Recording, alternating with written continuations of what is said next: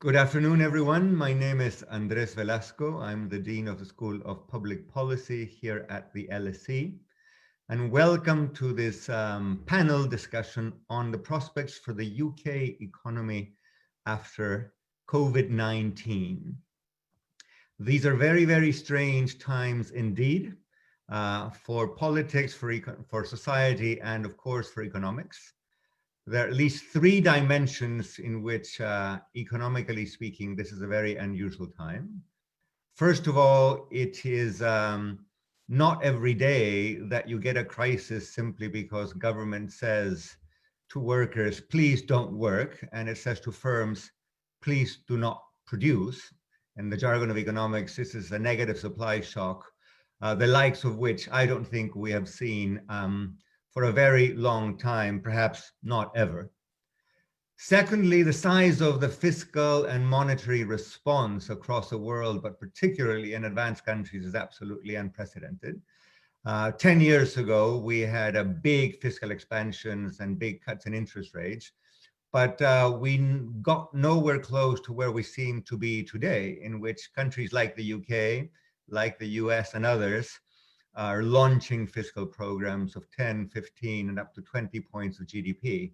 And we're looking at fiscal deficits, 20, 25, 30% of GDP in some countries. Not even in the worst emerging market crises did we see fiscal deficits and ballooning public debts of this magnitude.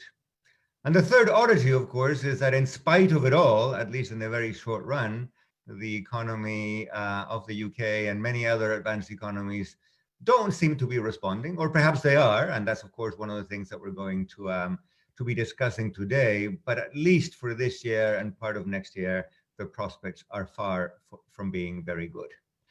But of course, there's only so much I can tell you about these very interesting issues, but the panel that we're very lucky to have with us today knows a great deal more.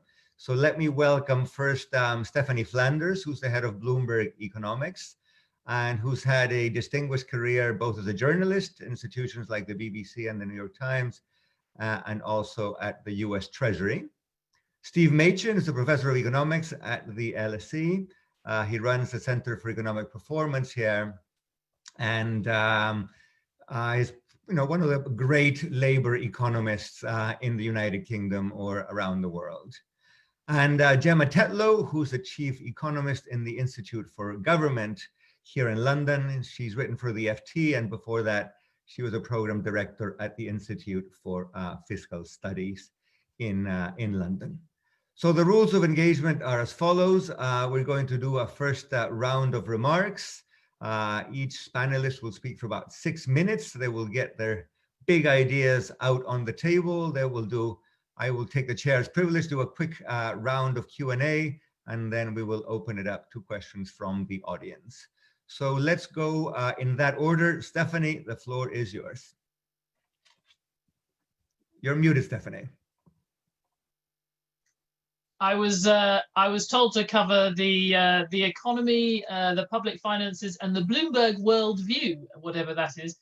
But I'll do my best. I guess to inform that worldview, I should say that Bloomberg Economics has a combination of economists, about 30 independent research economists, as well as up to about 100 of economic reporters around the world. I say that not just as an advertisement, but because it has been extremely useful to combine the two in thinking about how economies have done in this, as you say, completely extraordinary time. And if we do think about the hit to the economy from this crisis across the advanced economies has been in a way broadly similar.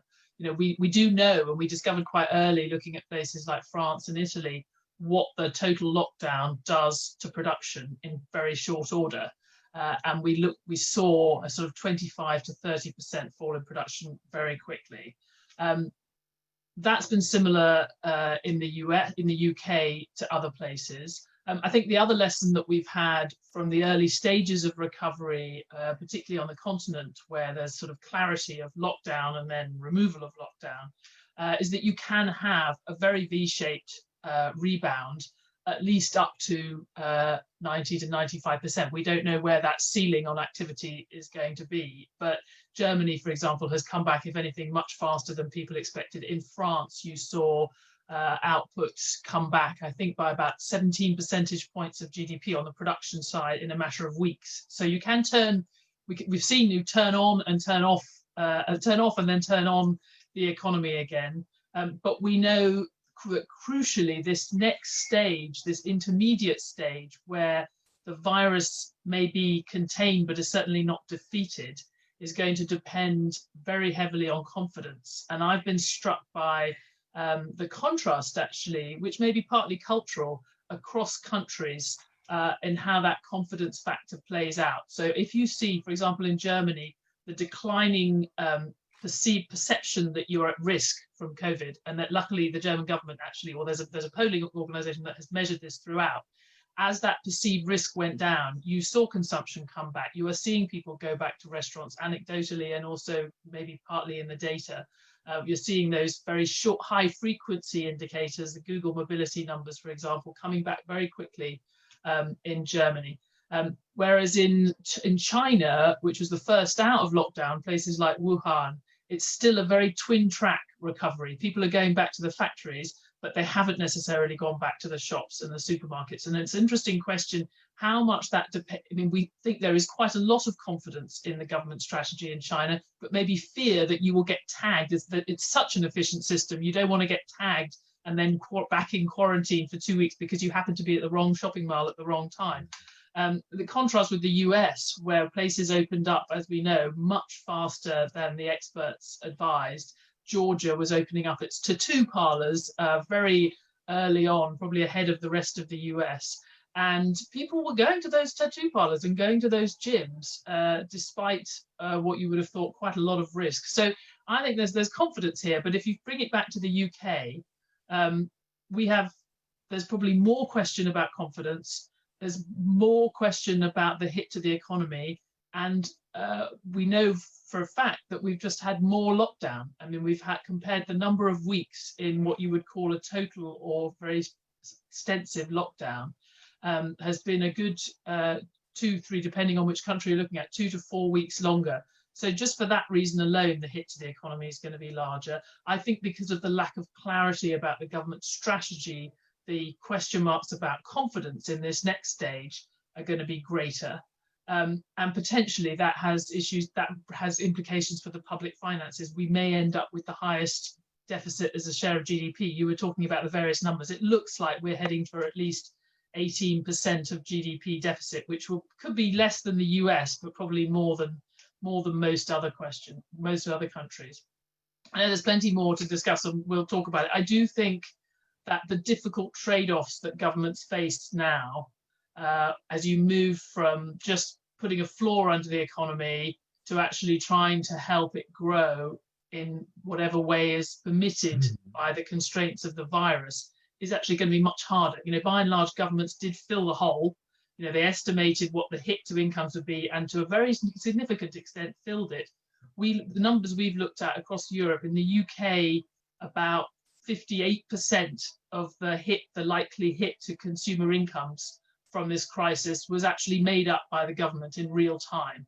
Now that's still a big hit, but they did go a long way towards filling the gap. It's been slightly higher in quite a lot of European countries, but on the order of magnitude, about 2/3 of the hit has been covered by governments. As you go into this next stage, we saw in the summer statement this week the difficult trade-offs that finance ministers face. You want to make sure you're not putting any barriers in front of growth other than just the virus itself. So that redesign to the job retention scheme, which was already going to happen from August, I think makes sense. So you're not encouraging people to keep workers on layoff. You have to make that, you're sort of trading off between stimulating the economy, which you weren't really trying to do before, you were just trying to hold it together. How much can you stimulate now within the constraints set by social distancing and by lack of confidence? Is there a risk of wasting money now that might be better spent when the economy had less of a ceiling on its activities? And I think there's a trade-off between protecting jobs and enabling adjustments and restructuring to happen. And I'm really interested to hear what Steve says about that. Obviously, in the US, they have had what you might call a characteristically relaxed approach. Relaxed would be overstating it, but they have been more focused on allowing workers to lose their jobs and possibly get relocated in other sectors than the European approach, which has been all about retaining jobs. It's an open question which one will turn out to be best, because although our sort of instinct would be a lot of these jobs are probably still viable post-COVID, in practice, it looks like there could be quite a lot of restructuring underway. Maybe as much as some of our estimates, it could be a third of these jobs actually have gone for good, the jobs that have been lost. And they may come back in the same sector, but that individual is going to will be working in a different place in the end. And should you be trying to make that, when is the stage where you start encouraging that? And when do you still err on the side of protecting jobs? I think we're still in the, probably more than the Chancellor, I think we're still in the stage of wanting to protect jobs. But that is a difficult thing. And of course, it gets you into all these issues about sectoral targeting, which clearly the Treasury was very nervous about doing in its summer statement this week. I mean, I'll probably leave it there, but I do think that Rishi Sunak has sort of had the disadvantage or the advantage of being ahead of the rest of the world at both stages, because he happened to have a budget already planned right at the start of the crisis. He was kind of the first off the blocks among the advanced economies to try and get a handle on what the fiscal response to this crisis should be. And now, ironically, he's ended up, by choice or sort of by popular pressure, because there was a lot of pressure on Treasury to have this statement, also sort of being the first to tread this difficult line. And I suspect they will wish they had done a little bit more, or had waited a bit longer to get into that stage of trying to push the economy, trying to stimulate and push people into different kinds of jobs to change the approach. I think it was probably a bit early to have this statement, which is also may explain why it was wasn't as ambitious as many people think. But there are lots of different difficult trade-offs that we're going to face, and I know that Gemma and Steve will have thoughts on those as well. Thank you very much, Stephanie. Steve, we're going to turn to you. Stephanie was saying that perhaps one of the lasting consequences of the ongoing squeeze is that much structural change will happen, and of course that needs delicate care and handling. Your thoughts on that and on everything else. Steve, floor is yours. Okay, thanks, Andrés. So I'd like to thank the organisers for inviting me to this pretty important event. I think there's certainly the subject matter about what we're talking about is extremely relevant for now and for the future, I think. Okay, so my brief, which Stephanie has introduced me very nicely into, is to talk about inequality, but with particular reference to the labour market. And so I thought I'd try and organise my talk around into kind of four areas. Just briefly talk about the current situation, talk about some of the consequences that sort of follow, the economic and social consequences that follow from the situation we're currently in. Then I'd like to move on to discuss various aspects of implications for the future of work, and to conclude with some comments about the need to reappraise what the UK economic model is, so that we don't go back to, you can call this the CP view if you want, in the sense that Andrés asked us what the CP view is, but I think it's a bit broader than that. I think we need to reappraise what the UK's economic model is, to not go back to the rising inequality type model we had before, to not go back to the mass unemployment problems we experienced in the early 80s. And there is prospect for both of those things to happen if we don't take the right kind of approach, I think. Okay, so to begin with, on the current situation, it's very clear that different individuals and different types of firms have been differentially affected by the lockdown because of the coronavirus pandemic. We know from various surveys that have been done, we know from the emerging statistics about who the people are who've lost out more. We probably know which people are going to lose out more in future as well, because of what we know from previous recessions. This recession is obviously different in a sense. There was an immediate shutdown rather than the usual kind of recession where, you know, the workers in insecure jobs tend to go first, the weaker firms tend to get shut down first, but it was a kind of gradual process. Here it's just a discrete stop that was occurred. And so obviously we have some differences and some similarities to previous recessions. So we know this time that the individuals who were in work prior to the pandemic, who lost out most, are younger people, very much so, and people who are already low paid. So the low paid and the young are the ones who've taken the biggest hit, either in terms of actual job loss or in terms of earnings losses since lockdown occurred. Another group have done very badly indeed, which is the self-employed. We did a survey at LSE at CP about the impact of the virus on the self-employed, and some of the self-employed have done extraordinarily badly, especially solo self-employed individuals. That's individuals who don't have any employees, and so they've been doing very, very badly indeed. I think if we want to think about the future, there's other groups that we need to pay a lot of attention to. One of which is, of course, the people who are entering the labour market this summer, leaving school. And so they're in a very, very different situation to previous cohorts.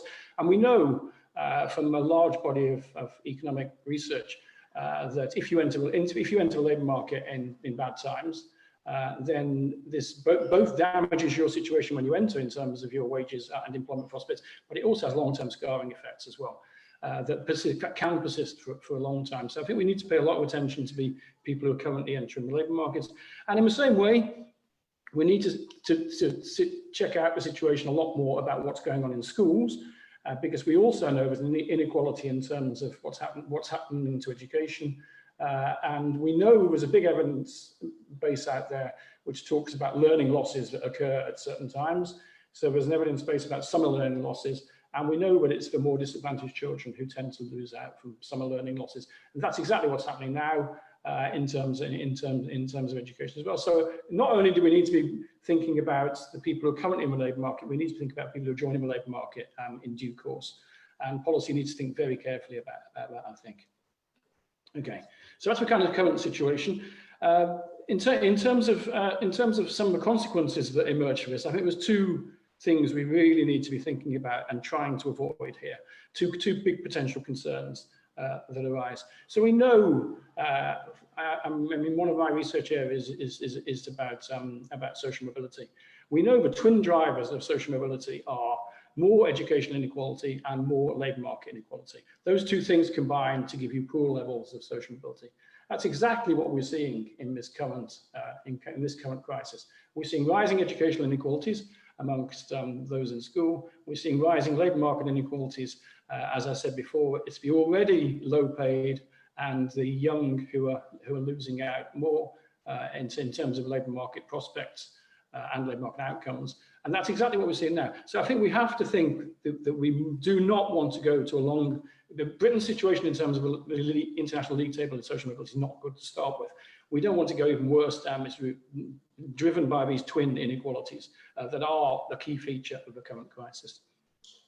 The second thing that needs to be avoided is obviously that we do not want to go to a situation of mass unemployment like we experienced in the early 80s. I think the early 80s is probably more similar, apart from a sectoral composition being very different.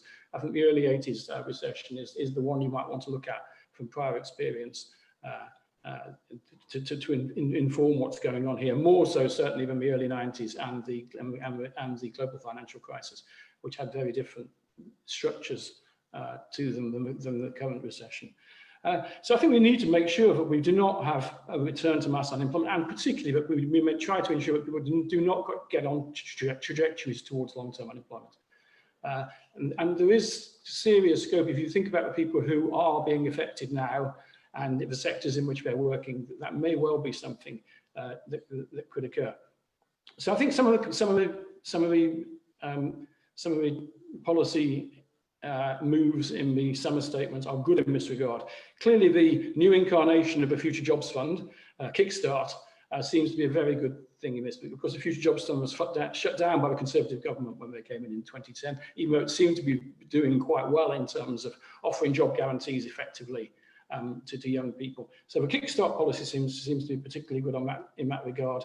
I'm not sure the £1,000 is enough really for when the furlough is removed. That seems to be very modest. The idea to train people with that £1,000 is a good thing, but it seems to me clearly that much more is going to need to be done when the furlough, the job retention scheme, is removed in October.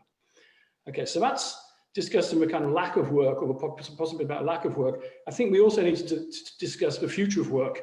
And I think one thing which Stephanie actually touched on already is extremely important is here. We've got different groups of people, different groups of workers here who are going to be affected in very different ways if and when recovery comes. So there's some people, there's a bunch of people who are going to be absolutely fine. They're going to go back in, they've been furloughed, they're going to go back into their jobs, they're going to be absolutely fine. Some of those people are doing all right now. Many people who've not been furloughed are actually doing even better because they're facing forced savings. They can't actually consume what they might want to consume. And so actually the savings rate for some people has gone up hugely because of the lack of ability to spend money as they might have usually wanted to.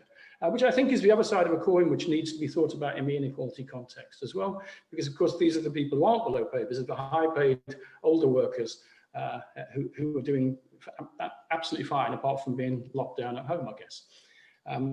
Okay, so in terms of these different groups, there's those people who really won't be too much affected in the sense of what they'll return to in due course. Then there's other groups of workers, of course, who will be less fortunate in that regard. So there's some who may be able to return to the same kind of occupation and sector if they're displaced from work. But there's clearly others who will have to be looking for work in other sectors and in other occupations. So we need to think about what policy should do for them. So skills policy is obviously extremely important in this regard. So I've already mentioned the idea about the £1,000 devoted to training of the furloughed workers if they return. We also need to think about other policies, because we obviously know that some people will have sector, firm-specific skills, occupation-specific skills that won't be relevant to a job they may find in a different sector. So I think something needs to be done more carefully about that. So one thing we do know in terms of the way in which training and lifelong learning are delivered in this country is we're much worse at it than many other countries, particularly various continental European countries, particularly Germany, Switzerland, Austria.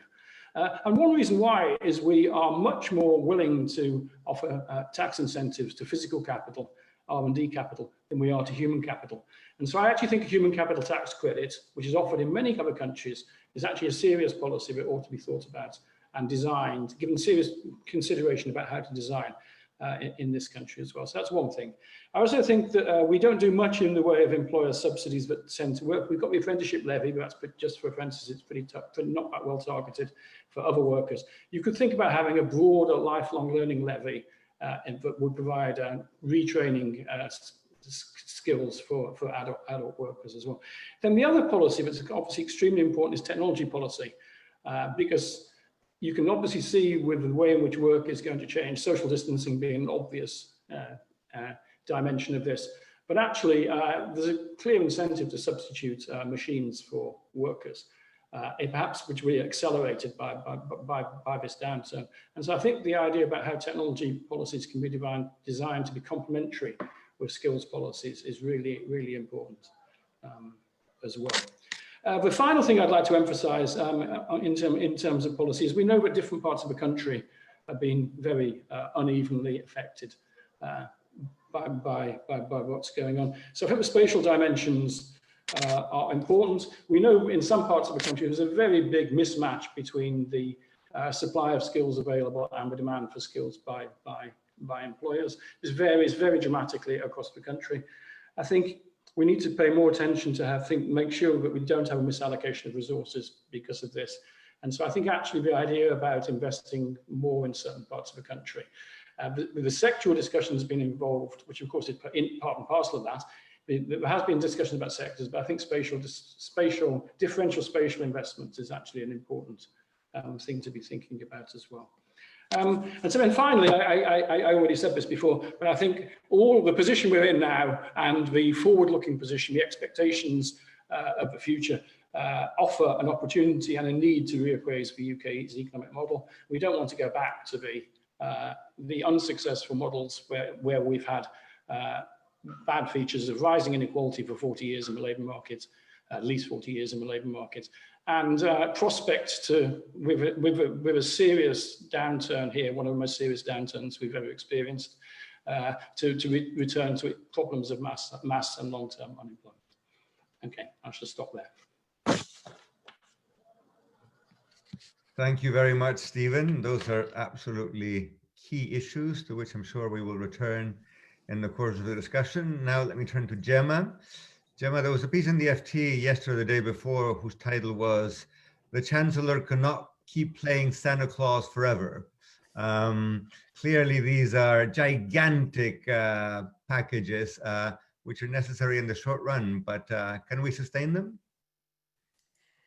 Thanks, Andrés. I mean, yes, I think as you and Stephanie have both said, the government has done a huge amount since the end of March to keep the economy going, and particularly to prop up household incomes, which is what Stephanie talked about, but also a huge amount of extra spending on public services that have come under pressure. So I was asked to say a bit in my opening remarks about what has been the impact on public services and what might the future of those be, and also to say a little bit about the so-called machinery of government reforms that might be coming along as well. I guess government is always important, but as you just alluded to, government has been particularly important in this crisis because it really has stepped in a huge way, both to respond to the health crisis. The NHS and social care services have obviously had a major role to play in treating the ill and protecting the vulnerable. And then things like the police services have been very important in overseeing the lockdown restrictions that have been needed to try and mitigate those public health impacts.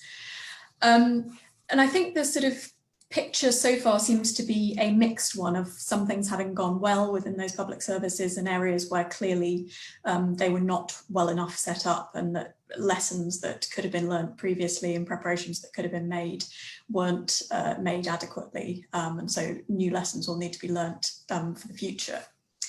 In particular, and this is an area that colleagues at the IFG are doing work on, will be publishing more work on over the next few weeks. There seems to have been problems with coordinating and communicating between different parts of government. And some critical services have clearly been suspended in quite a serious way, particularly children haven't been at schools. Non-COVID related NHS treatment was suspended for quite a long time. We know that things like many court cases have been postponed. And so we should be concerned about the extent to which those areas of public service shutdown are going to have longer term negative impacts. And Steve alluded to those in relation to kids missing out on schooling, particularly some of the most deprived children. In terms of how well placed public services were for the sort of dealing with coronavirus, in some ways things went well. There seems to have been a degree to which the emergency plans that services had in place did come through and were beneficial in responding to this crisis. And in particular, those services that are most used to or most expecting to deal with emergencies, that have sort of structures in place that it's clear who's in control and how that sort of decision making and operational decisions cascade down. So police, prisons, health services, they have some requirements within law to be prepared for emergencies, and those systems seemed to work in some ways quite effectively. Similarly, there was within those services the sort of degree to which the sort of training and culture of those services was also lent itself to being able to respond to a crisis. So prisons, for example, have had to deal in the past with outbreaks of infectious diseases. So there was some understanding of what was needed there, and they could do that again. On the other hand, we have seen definite problems within public services.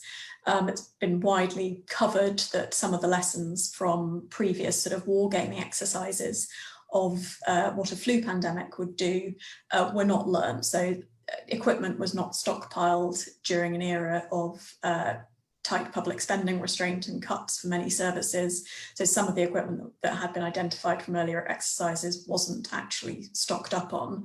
But also those earlier exercises had focused on a flu pandemic. Some of those lessons are relevant to coronavirus, not all of them were. And in particular, there was a lack of appreciation and sort of preparation for how services would operate under conditions of social distancing, which have obviously been necessary this time. There also was clearly a lack of engagement with some key stakeholders in those earlier exercises, and in particular, the huge number of private care homes who provide social care services to the elderly and other vulnerable groups were not given sight of the outputs of those wargaming exercises previously. So they weren't aware of the conclusions that were drawn, and they weren't aware of the sort of preparations that were going to be needed of them, and that has been a problem. 10 years of public spending cuts similarly led to a push for services to be run more efficiently, as in how much can you churn out the door this year. There was definitely eyes were taken off the ball in terms of thinking about the resilience of services to low probability but high impact shocks like this coronavirus outbreak. On the other hand, I think we have seen some sort of welcome changes that coronavirus has prompted. It has certainly, for example, led to a sudden big increase in the use of telephone and online consultations for GPs, for example, which is something that's been clearly a direction we needed to move in for many years, but just hasn't happened very rapidly. So hopefully some of those kind of reforms will stick for longer now that we've kind of made that shift in mindset that we realise these things are possible. In terms of machinery of government reforms, I mean, it's a bit of a jargony term, but just to cover the sort of the whole way that government is set up to deliver what it's supposed to be doing. This is obviously something that was on the government's agenda before coronavirus outbreak. Boris Johnson's government, this has been something they've had in their minds for quite a while. And in part because there was a sense amongst the current set of ministers that trying to prepare for Brexit had exposed some weaknesses in the civil service around their ability to deliver, how effective they were, whether they had the right skills and whether they were planning appropriately. What had been on the agenda before coronavirus, particularly kind of associated with key political advisors like Dominic Cummings, was a feeling that the centre of government, what was going on within number 10, the Cabinet Office and the Treasury, was too cumbersome. There was also a concern about the high turnover of officials and the lack of skills and expertise of the officials in key roles, that they just didn't have the experience needed to make the decisions and help develop policy.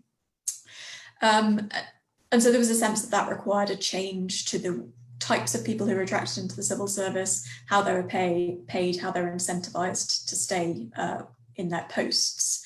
And there's obviously been the well-covered criticism that senior civil servants lacked diversity of thinking, and Dominic Cummings' famous blog calling for super talented weirdos to join the civil service. Obviously, those kind of criticisms have been closely associated with people like Dominic Cummings, but they are in line with criticisms that the Institute for Government and others have made in the past. Certainly, there has for a long time been a problem of high turnover in the civil service, with key departments like the Treasury losing a quarter of their staff every year, which is really quite high turnover compared to other comparable organisations either elsewhere in the world or in the private sector. In terms of what coronavirus has sort of added into this mix, sort of Institute for Government research suggests that we've seen that there's been a problem with contingency planning for some of the reasons that I just outlined in relation to public services. There's a lack of accountability within civil service structures. This is something we've talked about in the past, but this crisis in particular has highlighted the problems within, for example, Public Health England. The government, even though that was supposed to be an agency with responsibility for rolling out things like testing and acquiring PPE, in the event, actually government has had to appoint new people within the centre of government to try and get on top of making sure that we have testing and personal protective equipment that is needed. The government has also seems to have struggled to deliver across some of the quite sort of diffuse structures. This crisis has required people to respond both with decision making at the centre, but then all the way down through the chain of delivery into local authorities. And in some places that has caused problems. So sort of question about what reforms are needed there to improve coordination and communication across those chains. We've also obviously seen some tensions between the Westminster government and the devolved nations, with different decisions being taken in Scotland, Wales and Northern Ireland about how they approach the lockdown on the one hand, so those powers are held by the devolved nations. On the other hand, all of the major economic response is held by the Treasury and is being rolled out nationwide. Again, there have been examples of good practice and good innovations within the civil service. So in particular, I think that the Treasury and HMRC have rightly been praised for the scale, rapidity and effectiveness of the economic policy response. And it seems that really right from the start, there was a very close relationship between officials in the Treasury and HMRC to figure out what can we do and what's both economically desirable and what's practically possible within our existing systems, and that they've kind of looked at the evidence and iterated on those packages as they've gone along. Similarly, some critical digital systems seem to have held up quite well during this crisis. I guess universal credit policy had been criticised heavily over the last few years, but actually in the event, the systems were pretty well able to deal with a big increase in new applications. And that's in contrast to what some other countries saw, where, for example, Canada and Ireland have had to roll out entirely new kind of pandemic related unemployment payments because their existing systems just couldn't have coped with the big increase in new applications. And there has been some good use of data within central government to try and understand what the key demands are and to use that data to flexibly respond. Also, the civil service, like many of the rest of us, have been working from home for most of this period, which has sort of challenged the idea that there always was, particularly amongst civil servants involved in policy making, that they needed to be sitting there face to face with ministers and other officials in Whitehall. Actually, many things have continued to work very effectively with civil servants working from home. So I think just, I'm conscious of time. There was an agenda already for reforming the civil service. That clearly more has been layered over that with the experience of coronavirus. That is kind of tapping into some long-standing criticisms of the civil service and some of the ways in which government is structured and operated. For reform to work, the government is going to need to make sure that it takes the civil service with them, rather than trying to undermine the civil service with criticism at what is a very difficult time, and a time when government as a whole continues to need to deliver some pretty crucial services. So doing this in a positive, constructive way will be very important. I think sort of beyond this crisis response period, I think there will be very important questions both for the public and for government about what shape, size, scope of public sector do we want on the other side of this. The NHS services and social care have increased spending significantly during this period. It's also highlighted the sort of need for more resilience in public services, perhaps. So on the other side of this, to what extent is there a greater desire and willingness among the public for those services to be more resilient and perhaps more expansive? Similarly, perhaps, in fact, we haven't really quite seen this yet, but if we do see an increase in unemployment later in the year, that is going to start to highlight the structure of unemployment benefits that we have chosen in this country in recent years, which is very much kind of minimal poverty avoidance level of income through universal credit. Other countries have more generous earnings replacement types of social safety nets. Do we start to have a new conversation about a desire for a more substantive social safety net, given that people have now seen firsthand what can happen with a big shock that people would have struggled to insure themselves against? So I think those questions will be coming down the line, and then the obvious kind of counterpart to that is, how do you pay for it if you want more from the state? Thanks very much, Gemma. Civil service reform is always an issue that is on the table. I cannot resist the temptation to add that at the LSE, we run an executive master's program for the civil service. So I'm sure people coming out of that will help solve some of the problems you put your finger on. Let me turn back to Stephanie and talk a little bit more about the shape and speed of the recovery. You sounded, at least in the beginning, reasonably gung-ho, Stephanie, about a quick recovery. And in some sense, you must be right, because when you send people home and activity drops by 25%, once you say to people who run pubs, go back, open up, almost mechanically, arithmetically, you're going to get a pickup in activity. But as I look forward, beyond the next month or two or three, there are a few factors that could push in the other direction, and let me just mention them very quickly.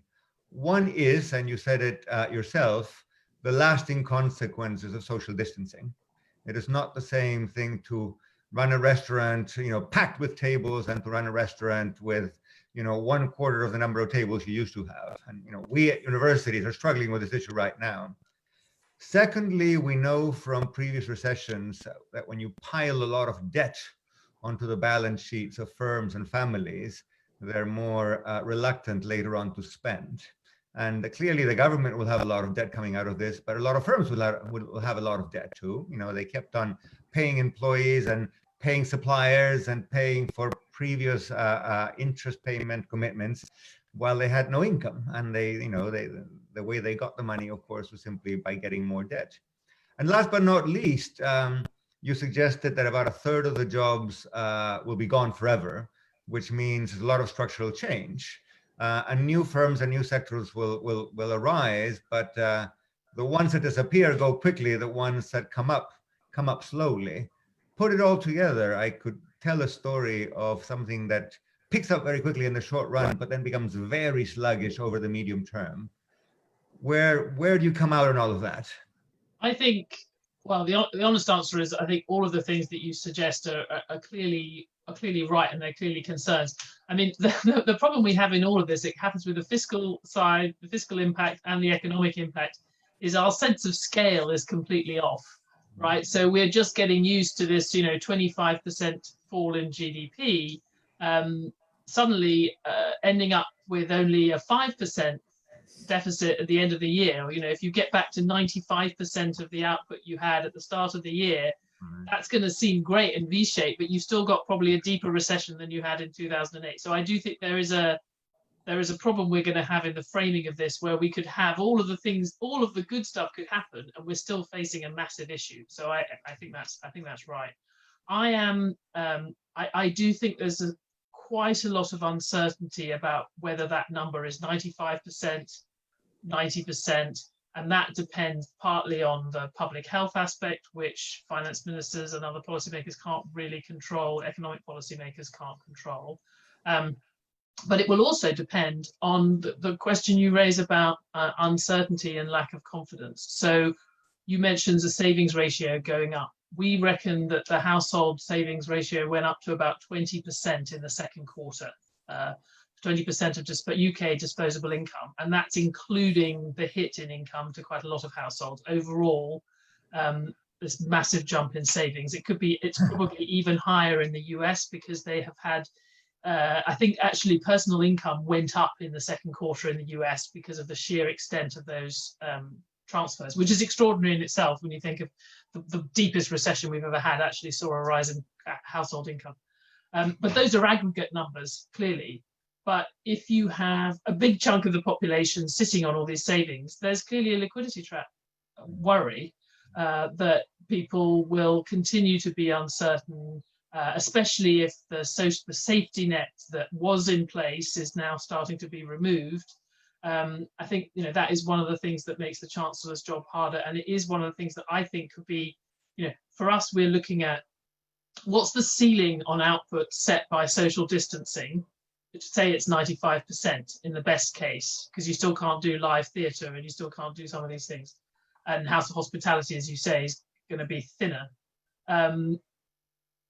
What can you do to make the demand at least go up to 95% when people are inevitably going to be concerned about their future jobs and the future of the company they work for, as well as their fear of the virus. So I think that all of those are very important things to worry about, and I think are hard things for the Chancellor to affect.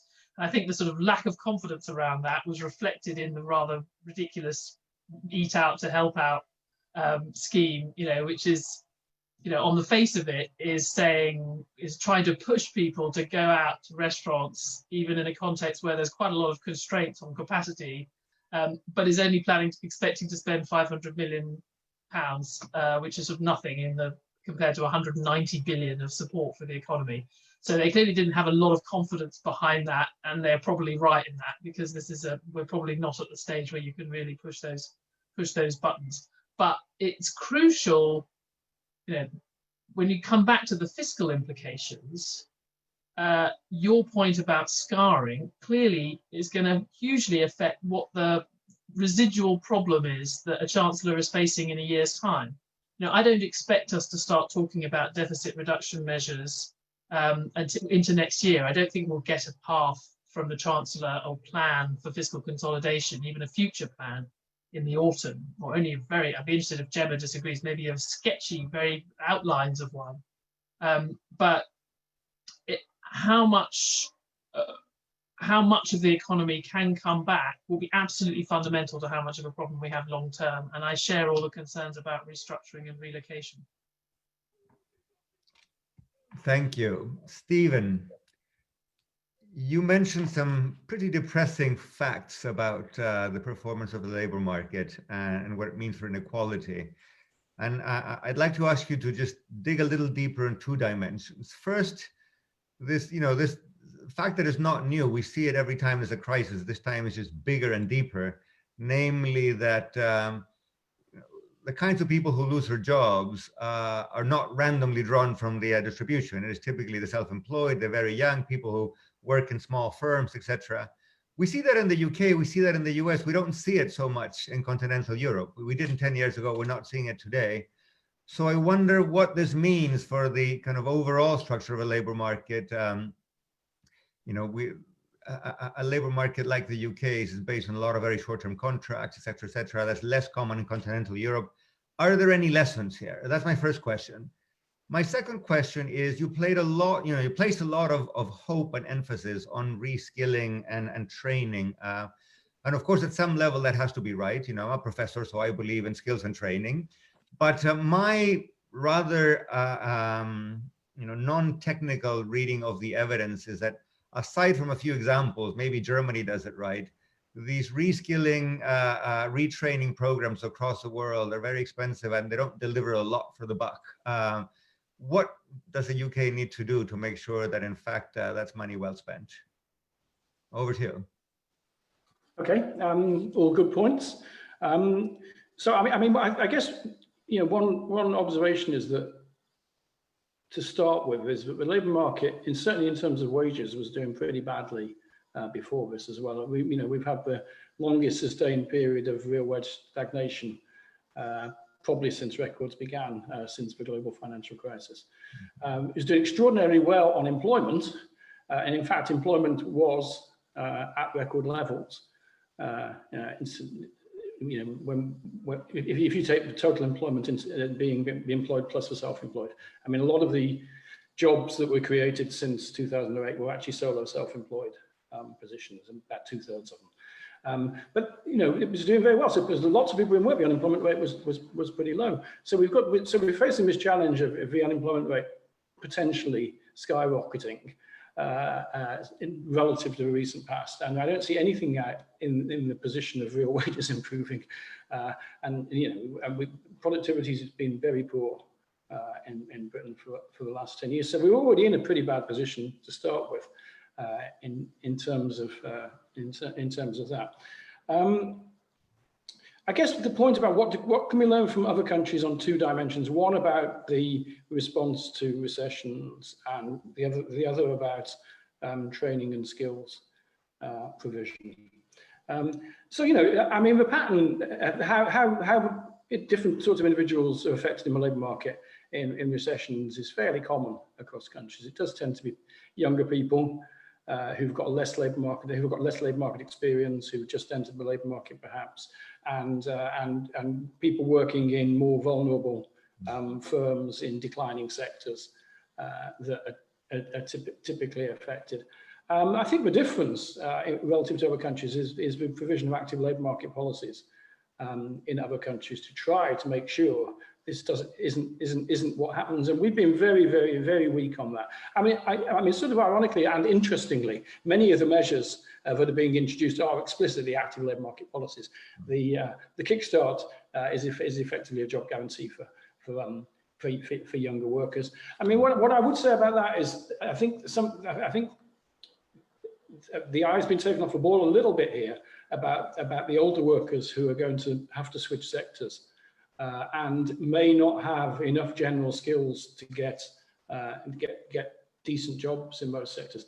So I do think the concept about a job guarantee for the older workers, if they do reach a particular unemployment duration threshold, usually it would be 12 months, you would think about, ought to also be on the agenda here, at least in the initial stages of trying to come out in terms of economic recovery.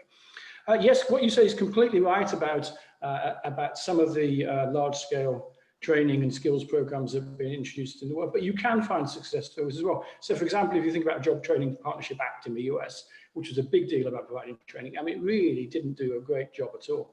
I mean, I would argue possibly that it was, even despite it being expensive, that was because not enough money was spent on it. And you actually have to invest serious amounts of money.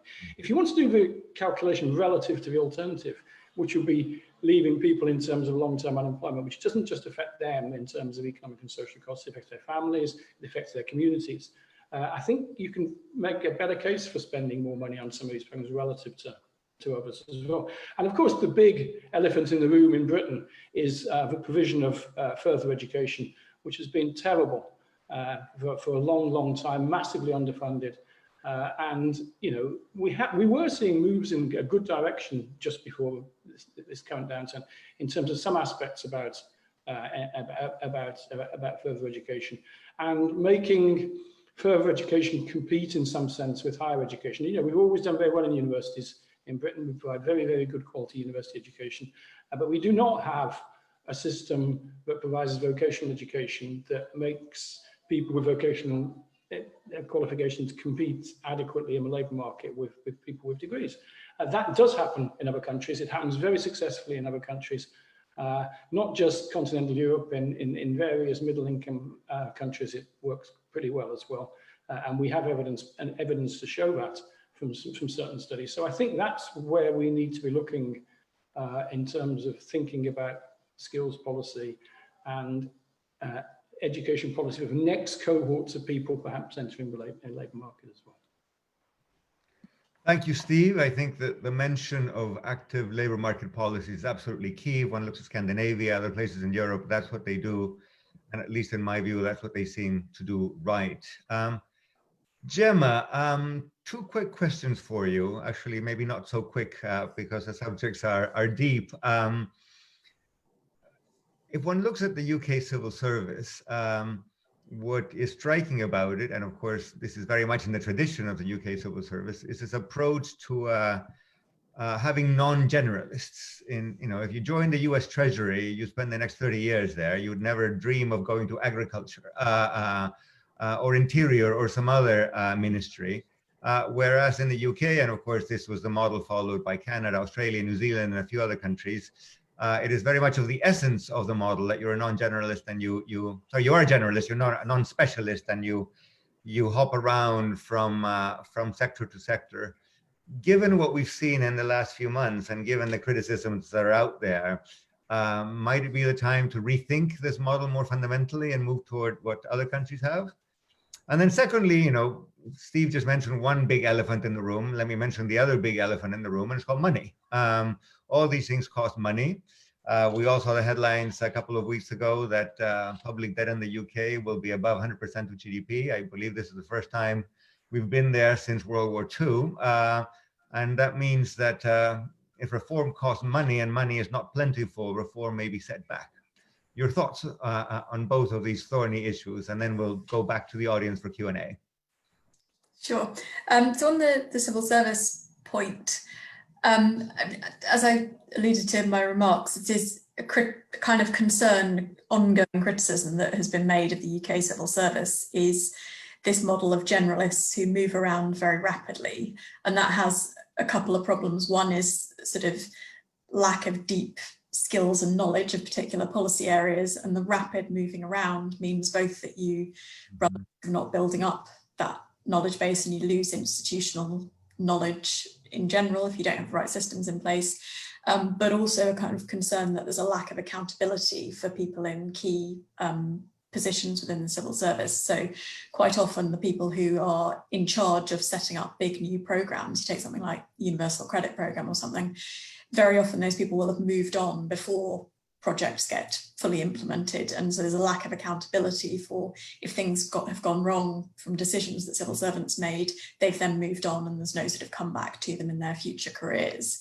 So that's kind of, and I think those concerns have been highlighted again by both this government and by some of what's happened with coronavirus response.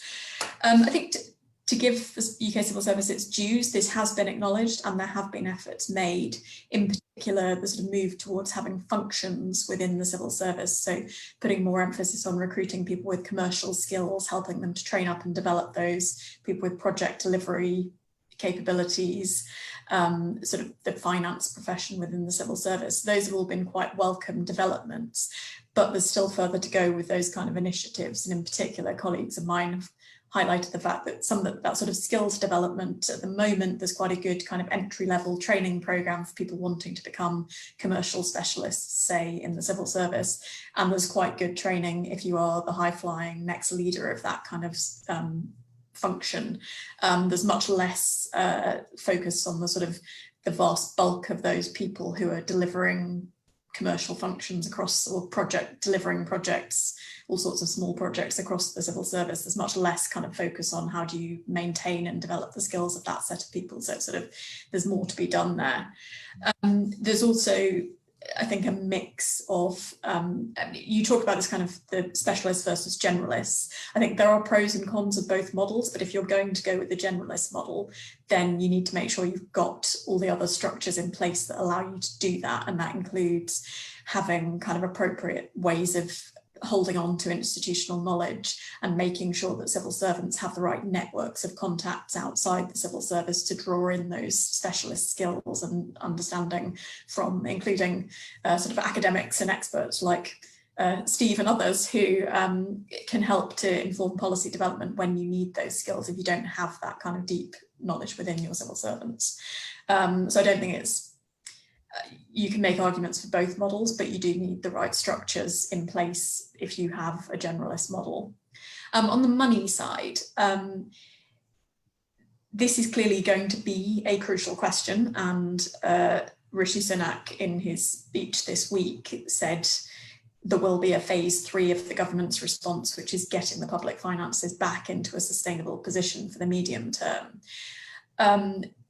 It's not quite as simple as where are we going to get the money to pay for these hundreds of billions of pounds that we've bailed out the country this year, because what's kind of needed in terms of the fiscal reckoning will depend really crucially on how does the economy grow from here.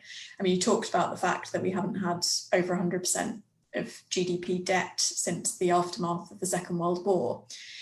At the end of the Second World War, we had 250% of GDP debt. The government didn't just pay that back. The reason it ceased to be a problem was because the economy grew strongly, and that level of debt burden just diminished relative to the UK economy over the following decades. And by the mid-1960s, we got it below 100% of GDP. So the point that Stephanie was talking about is, what is the sort of more permanent, lasting economic impact of the coronavirus? If this is purely a temporary shock and we can get everything back and get back onto a strong growth path, then the fiscal reckoning for government is pretty mild. If we have something more, well, I mean, okay, Stephanie's pulling a face at me. Sorry, I was sort of, in fairness, falling into Stephanie's trap of we're getting our numbers all out of whack here. This is a big increase in debt, but it would be a one-off increase in debt. And then the question is, how quickly do you feel you need to pay that down? If we have a much more severe economic outcome, which is that we are on a permanently lower growth path and we never get back the full loss of output that we've had this year, that's a even more difficult fiscal reckoning for the government. Is you need to permanently raise taxes or permanently cut spending every year, as well as dealing with the hangover of the debt from this year. Thank you. I'm tempted to add that the other way that the UK brought debt back was by a bit of good old-fashioned financial repression, which made it hard to repay the debt. So a fascinating question might be, are we going to see some of that in the future? Let me leave that out for thought. All right, we have exactly half an hour for questions from the audience, and we've got plenty coming in. I'm not going to necessarily follow the same order, but there's one for Stephanie here with which I would like to start. Sophie Knowles from Middlesex University. We've got people from all over the UK and all over the world actually listening in. Sophie says, there seems to be a lot riding on the public perception and confidence when it comes to the recovery, especially of consumption and output. But then Sophie adds, of course, it is the media that is to some extent responsible for these perceptions. Can you please comment on the media's role in both developing these perceptions and helping or maybe hindering the recovery? I think there's a number of things that are going to affect the recovery. I mean, yes, the media, one can always happily blame the media for lots of things. I think the challenge for this is that the media were willing conspirators with the government during the lockdown phase in making people as frightened as possible. And I don't know, certainly I know my partner sitting at home was occasionally frustrated by the number of pieces on the 10 o'clock news that were designed to make people very afraid and to remind people that you didn't have to be old to seriously get coronavirus. So I think having done that, I think that's why tonally there was a little bit of a feeling that things like the Eat Out to Help Out just seemed like they were pushing a bit too fast in the other direction. You have a government that until very recently was trying to make you very frightened, but is now somehow saying you must all rush to the pubs and restaurants and there's no issue. So I think that is not necessary. It's inevitable that the government would have faced that challenge, but I don't think it's entirely the media's fault if we're not all turning on a dime and deciding that the world is now a happy place.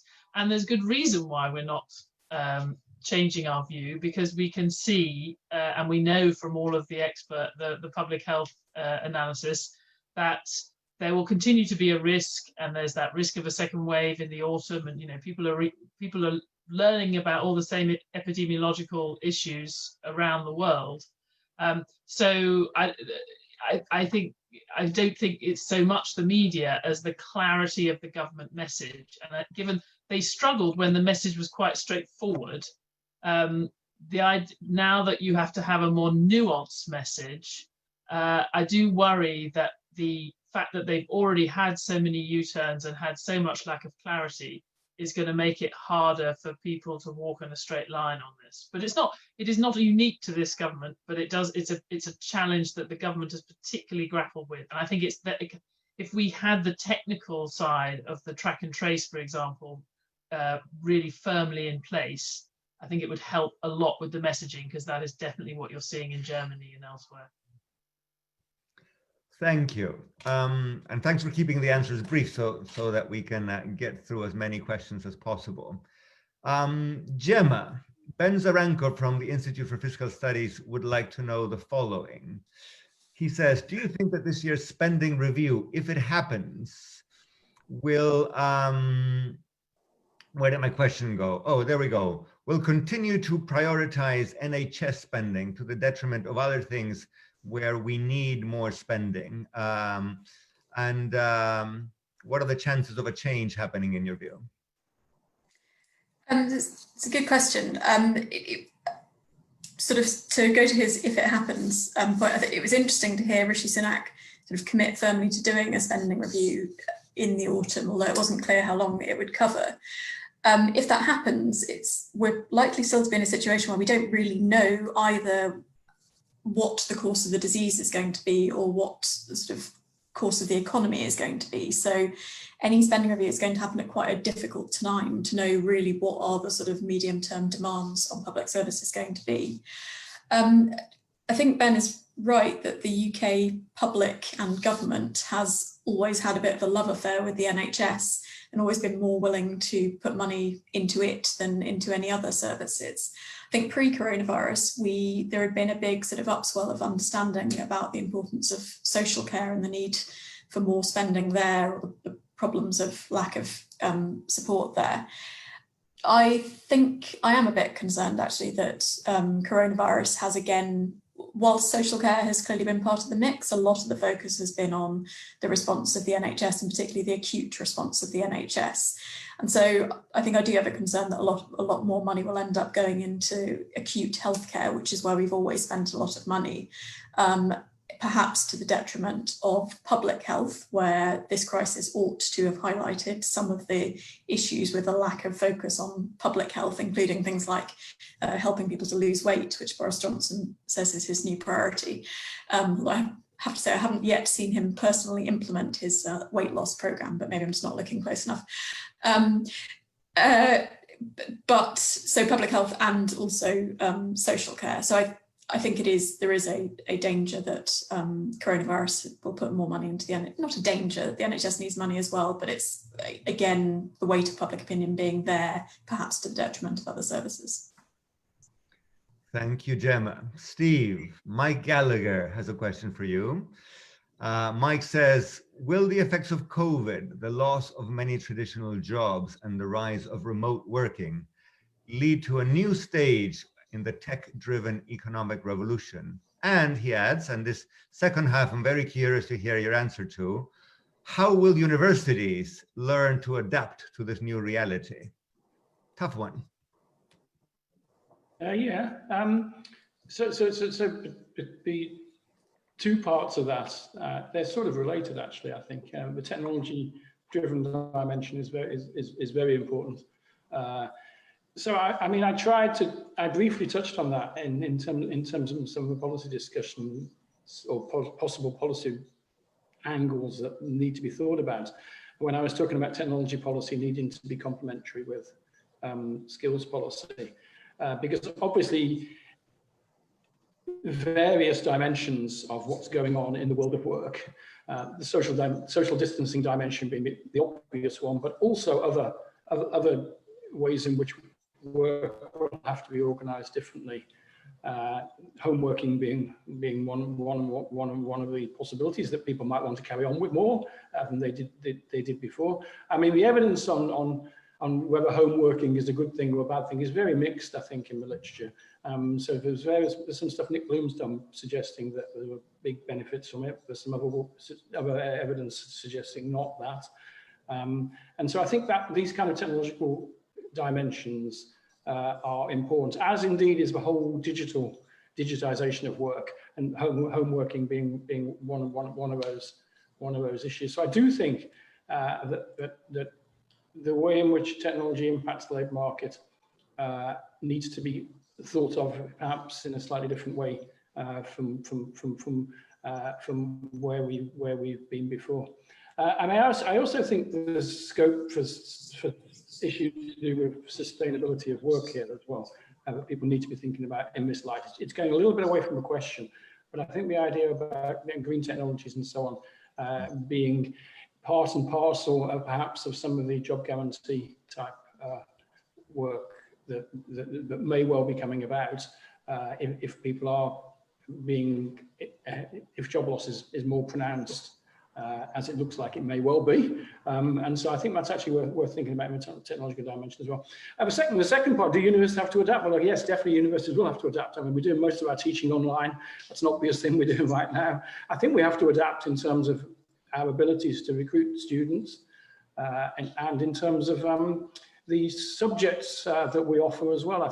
So I do think that universities need a bit of a shake-up here. Some universities could end up in a real bad way, I think, if we actually do the double whammy of COVID and Brexit as well, which we haven't spoken about much here. I think universities are indeed under pressure and do need to adapt. I also think that the point I made before about the FE sector becoming potentially more important also speak to the issue about universities as well. So I think they're very good points that were asked, and I think they are important dimensions we need to be thinking about. Thank you, Stephen. You asked whether working from home was a good idea. You know, a while back I thought so. After 3 months of being locked up, I'm not so sure anymore. All right, we've got plenty more questions. I will stop directing them to any one speaker, so whoever wants to grab them and run with them, that's great. Great Salter, who's joining the LSE as a student in September, would like to know, do you see a long-term trend away from globalized supply chains and toward national self-sufficiency, and perhaps a return to manufacturing in place of the service sector? Anybody want to pick that one up? Stephanie. You're muted, Stephanie. Yeah, I mean, this was obviously, it's been really interesting, and this is actually one of those ones where, again, having the sort of reporters is quite handy, because there was a lot of debate at sort of panels like this early in the crisis about how this was going to be the end of globalization, and we actually thought it was very striking. It was the French finance minister at the first G20 finance ministers meeting right in the early stages of COVID, which was in Riyadh, of course, he kind of went out of his way to say that Bruno Le Maire went out of his way to say that he thought this did start to make the case for national sovereignty and bringing production, having more control over your production chain. And in general, the rhetoric from European politicians has been stronger on that you need to, I think, highlighted particularly by security of the production and supplies of protective equipment, but also more generally. And I think we will see that in some sectors, in part because companies were already having to respond to, for example, the US-China trade war and the prospect of quite a long-term shift in relations between US and China, and potentially having to pick sides in terms of the technology, Huawei and other things. So I think those things will continue and probably accelerate. But as companies have looked at it, a lot of them are realizing that they just have too much invested in those very sophisticated supply chains. And even if you diversify, which I think some countries will, they want to have not just their China production, but maybe Vietnam and some other places, you can have the same hit. You can discover actually your Vietnam factory relies for 40% of its inputs from China. And so you're not actually getting the diversification you thought. So I suspect that the move away from globalization that we've seen already will probably accelerate in some areas, but I don't think you will see a full-scale turnaround. What is, I think, relevant to some of the things Steve's talking about is it does look like you will have an acceleration of automation in quite a lot of sectors in response to this. And of course, that can go with a bit of moving production at home, but it's moving manufacturing at home only on condition that it's going to require no workers at all, I would say. So it certainly doesn't suggest that we're going to have a new age of manufacturing employment. I was on a panel yesterday in which people argued that, in fact, instead of going away from globalization, the idea that you can work online is going to bring about yet another phase of globalization, because, you know, an architect in Brazil can provide services for a firm in London without ever leaving Brazil. So Richard Baldwin has done the numbers on that, as you know. And exactly. That's what Richard calls the great third unbundling, which of course he's been predicting for a while, but maybe this is the time when it finally will happen, right? And for emerging markets, that would be very good news. because you can export services and not just goods, not just natural resources. The service sector workers in advanced economies, maybe not such good news. Oh, but absolutely. The machine translation has definitely changed the game on that. No, absolutely. Independent of COVID. I was putting on my hat as a citizen of an emerging market. I think that's great news. All right. Next question from Irodotos Nikolaidis, who's an LSE student here in London. He says, there's a lot of talk of greater public spending and greater government investment. But if we're really going to deal with the challenge to modernize and with inequality, what should government really be spending its money on? He mentions two alternatives, green energy and labor reform, but adds that there could be many others out there. What are these priorities for spending, guys? Gemma, Steve? Okay, I'll have a go. Well, I actually just mentioned the green issues and the sustainability issues. I think that's an important dimension, which sort of in the years of austerity got a bit shunted under the carpet, and I think really needs to become back, especially with the carbon tax targets and so on as well. And this seems to be an opportunity to move in that direction as well. I'm not quite sure what kind of labour reforms we're talking about. I'm not sure quite how they would interact with responses to the pandemic. I mean, unless we're again returning to talking about active labour market policies. But those are very necessary, but they do cost money, Steve, right? Of course they do. Yeah. I mean, we can talk about money. I mean, it's I actually think something that ought to be discussed in some ways is the issue that we are having all this. Stephanie said the numbers before about forced saving. So some people saving is going up very, very rapidly at the moment, and so the issue about a one-off wealth tax is actually an interesting concept. Perhaps on the top 1% of net worth, that actually probably ought to be discussed. Many people would be averse to it, I think, but many people wouldn't. And so it's an interesting idea, but if actually people do have an unexpected windfall of not being able to spend the money, they'd like to spend the money on their luxury products and so on. But actually, there's an interesting dimension of that, because the shock has benefited them rather than being hurt other people as well. So the spending issues are not necessarily only constrained to fiscal policy and so on as well. Thank you. I'm going to move next to a question from Isa Ibrahim, who's writing from Nigeria. And he says, what is the risk of inflation in this pandemic, especially in a country like mine, which is in a deep economic recession? We can think about the question in Nigeria's context, but more generally. There are two camps here. There are those who say we're in recession, there's no way prices can rise. And there's a minority, but rather vocal camp that says down the road, we will get inflation because look at all these monetary and fiscal policies. That didn't happen 10 years ago. The evidence is weak on that, but maybe this time will be different. Anybody care to reflect about the risk of inflation?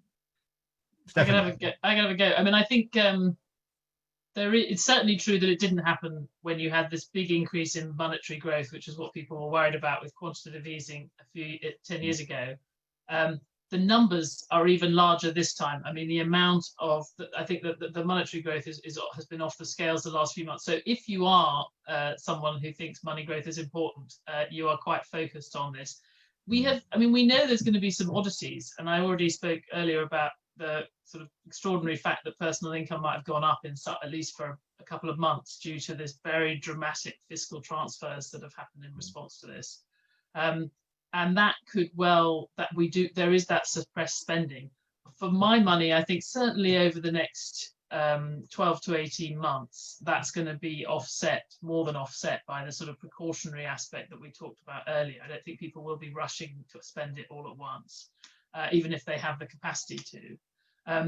Over the sort of longer term, it's certainly possible, and given what we've been saying about debt, it wouldn't be necessarily undesirable to have above target inflation for some period of time. The UK, by the way, has not really had a problem with above target inflation for the last few years, but other countries, certainly the Eurozone, the dangers have all been the other way. And I think the way I think about it, and I was on something where I was agreeing with Jason Furman was putting it in a similar way, the former chairman of the Council of Economic Advisors in the States, which is if you look at the long-term forecast for inflation in advanced economies, they are at the moment it's around 1.5%, depending on which country you're talking about, over the next 5 years to average 1.5%. Well, it'll probably turn out different from that, but if it turns out 2 percentage points below that, that's going to be a catastrophe. If it's 2 percentage points above, that is something that would be eminently handleable. So I think the risk, we should still be assuming, we should still be going on the assumption that we're in a low inflation world, even if it turns out we get a bit more this time than we did last time. I happen to agree with that, although I will say that there are lots of source of uncertainty about what happens down the road. If I may add my 2 cents worth here, because I've been thinking a lot about this issue. We've created a lot of money, we've created a lot of debt. The money supply, the high-powered money last time around rose by a factor of 4. This time it'll rise again by a factor of 3. Most models that we teach undergraduates suggest that can't be. At least you cannot have that and a price level that doesn't move. Of course, what made the difference is that for other reasons, demography, technology, and others, the world interest rate went to 0. So when the interest rate is 0, it doesn't make any difference. I can hold a bond, or I can hold a pound, or I can hold a dollar. The real question in my mind is what happens, if it ever happens, 2, 3 years, 4, 5 years down the road, if for some non-macro reason, technology, demography, or anything else, the real world rate of interest goes back up, and suddenly there are other places where I can put my resources other than 0 yielding UK pounds or US dollars, then we're in trouble, right? And what we do then, I have no idea. You're absolutely right, but the factors that we had associated with the super low real rate, if anything, seem to have been worsened, exacerbated by this crisis, I guess is the only, but that is clearly the key question. All right. I do not want to shortchange questions coming in from the audience. I guess we have only 8 minutes, so at this point we're allowed to get more political. So let me read out a couple of questions which may be more controversial. Paul Kafka, who describes himself as a UCL alumnus, says, by virtually any measure, this government has failed comprehensively to fulfill its #1 priority, which is to protect the lives of citizens. Do you think that the government will last long enough to implement any of the policies you've been suggesting? Any care to have a go at that? Oh yes, Steve, please. Shall I have a bash first, and then I think. Okay, sure, please. I think the question probably is excessively harsh on the government. If you think about what would have happened had the government not stepped in and done anything since the start of this crisis, the disease would have spread rapidly across the country. Many more people would have died, and household incomes would have gone through the floor as the economy sort of shut down alongside this. So I think we should give credit to where it's due for the huge kind of amount of action that the UK government, as governments elsewhere in the world, have stepped up to during this crisis. But clearly it has not been perfect, and there have been areas where things could have been done better. And there have clearly been problems in the UK with getting up and running things like test and trace systems that will allow us to understand the spread of the disease and keep it under control better. And I think it's a work in progress on the economic policy support package. I agree with the comments that Stephanie made at the start that what was announced this week may not be enough in terms of supporting incomes and jobs as we go through the recovery stage. But I think it's probably, the question is a little bit too harsh in its characterisation of the government. Whether the government will survive, I mean, this government has a strong majority in the House of Commons. On the other hand, having faced a fairly weak Labour opposition for many years, Keir Starmer seems to be managing to sort of hold Boris Johnson to account more effectively than has been the case in the past. So we're still some years away from a general election, but the opposition is starting to gain more traction. I guess they're in a difficult political space at the moment, which is the problem I think oppositions often face during times of crisis, which is not wanting to seem unconstructive and counterproductive by just hurling rocks from the sidelines, but at the same time kind of providing scrutiny and holding the government to account. Steve? I was going to say much the same. They've only just been elected. They got a huge majority. They got at least another 4 years, maybe 10 years in total, 2 terms. That was what the expectation was when they won with such a big majority. That's yeah, it's much the same as what Gemma said. Thank you. Thank you. We have time for maybe one more question. Okay, here we go. Irina from Bucharest, Romania, would like to know about Brexit. It is remarkable. We've gone for an hour and a half. I think Stephen uttered the word Brexit once. Highly unusual for LSE public events.